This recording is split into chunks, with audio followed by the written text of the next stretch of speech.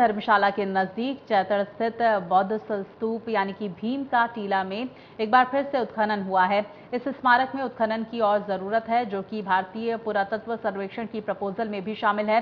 हाल ही में श्रीनगर में आयोजित विभाग की बैठक में प्रदेश के अन्य स्मारकों के साथ बौद्ध स्तूप के बारे में भी चर्चा हुई है, क्योंकि ये साइट उत्खनन की दृष्टि से महत्वपूर्ण है।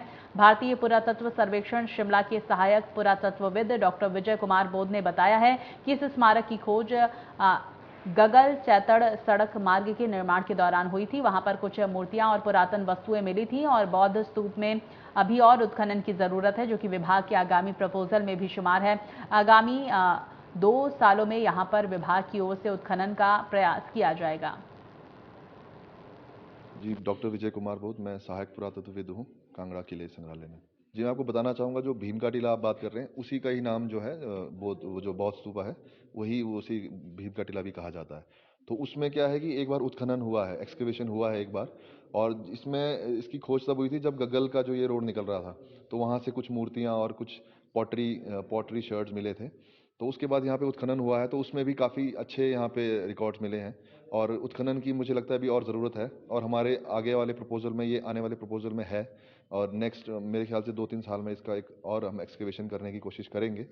और हो सकता है कि क्योंकि ये बुद्धिज़्म का धर्मशाला जो है बहुत बड़ा सेंटर है, तो हमारी कोशिश रहेगी कि बुद्धिज़्म के अगर कुछ यहाँ पे पुरावशेष मिलते हैं तो उससे हम अच्छे से एसोसिएट कर सकते हैं, जिससे टूरिज़्म भी बढ़ेगा, हमारी साइट भी डेवलप होगी, हमारी साइट का भी एक रख रखाव अच्छे से हो पाएगा। जी, ऐसा है कि हमारे 40 मार्क है, तो हम 40 मार्कों के लिए बराबर चर्चा रहती है।